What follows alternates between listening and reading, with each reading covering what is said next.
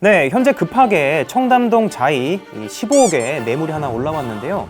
이 아파트 이렇게 생겼거든요. 자, 여기에 관심 있으신 분들 바로 살 준비를 하셔야 될 것 같습니다. 현재 이 집에 거주하시고 실제로 이 매물을 내놓으신 한용현 변호사님 모시고 얘기를 나눠보겠습니다. 네, 안녕하십니까. 한용현입니다. 저 살래요. 물론 저는 못 사긴 하는데 이거 지금 혹하는 것 같은데요? 한 25년 할부로. 진짜 어떻게 근데 이 말도 안 되는 가격에 청담자이면은 그러니까요. 급매라고 해도 어떻게 이런 가격에 내놓으실 수가 있어요? 제 거니까요, 제가. 그렇군요. 뭐 내 거 내가 싸게 팔겠다는데. 계약하시겠습니까? 옆에 어디 무슨 가건물 이런 거 아니고 자이 맞죠? 맞습니다. 제 등기부를 보여드리겠습니다. 매매 24억에서 27억, 8억 막 이래요. 그래요? 그럼 뭐 거의 절반 가격에 내놓으신 거네요? 사실 이런 사기가 시중에 많이 있습니다. 사기꾼. 예시를 들어드리려고. 자기 집이라고 보여준 깔끔한 사진 플러스 등기부 다 보여주고 이래도 사기라 이거죠? 맞습니다. 등기부 등본에는 이 주민등록번호 앞자리만 나오고 직접 입력하지 않으면 뒷자리가 나오지 않습니다. 그렇다면 생년월일과 네. 이 성씨가 같은 사람을 찾아내서 전국에 어딘가에 있을 거 아닙니까? 네. 그 사람의 이름을 개명합니다. 오. 네. 부동산의 이름과 같은 사람의 이름으로 개명을 해서 네. 그 사람이 소유자다라고 해서 데려갑니다. 네. 내가 이 부동산의 소유자니까 네. 이걸 팔겠다. 네. 그럼 신분증을 보여줍니다. 속을 수밖에 없죠. 그러네요. 그다음에? 실제 사례입니다. 그러면 이런 일이 딱 닥쳤을 때 내가 이 사기를 당하지 않기 위한 조금 솔루션 같은 게 있어요? 두 가지인데요. 하나는 네. 등기부 등본의 뒷자리까지 확인을 해야 됩니다. 두 번째는 신분증이 위조되었는지 확인을 해야 됩니다. 신분증이 위조되었는지 여부는 1382번 ARS 번호를 통해서 확인을 네. 한다거나 인터넷 민원을 통해서 민원 24를 통해서 한다거나 네. 아니면 도로교통공단의 사이트를 통해서 한다거나 네. 그렇게 해서 신분증이 진짜인지 확인을 해야 됩니다.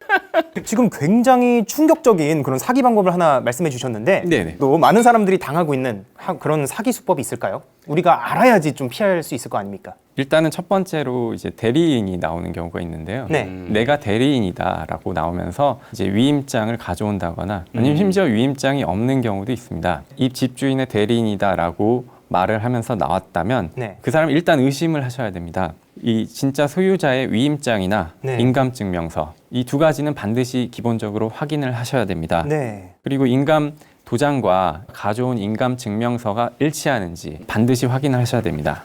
부동산 거래를 할 때는 가운데 공인중개사님을 가운데 반드시 네. 이제 중개를 받으셔야 됩니다.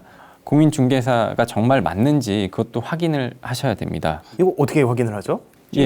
예, 사무실에 붙어 있는 증과 네. 공인중개사 협회 사이트에 가면은 이 증을 대조할 수 있습니다. 그럼 협회 사이트를 가서 확인하는 거. 개업 또는 소속 공인중개사인지 확인하시고 네. 그리고 중개보조원이 매매 계약서나 임대차 계약서에 날인할 수 없습니다. 네. 이 부분은 중개사이신지 반드시 확인을 하셔야 됩니다. 네. 그리고 또 반드시 문제가 되는 것이 계좌이체를 공인중개사 사무실로 유도하시는 경우가 있습니다. 저도 본 것 같은데요. 네네. 일단 내가 받아줄게 이렇게 하면서. 네네. 계좌이체는 반드시 매매하시는 아니면 거래하시는 상대방에게 그 계좌로 주시는 것이 반드시 필요합니다. 그런 생각 하잖아요. 이제 온기 꽉 찼으니까 결혼해서 어디서 살아야 될까 막 이렇게 해서 가끔씩 이제 본단 말이에요. 사이트들 보면은 네.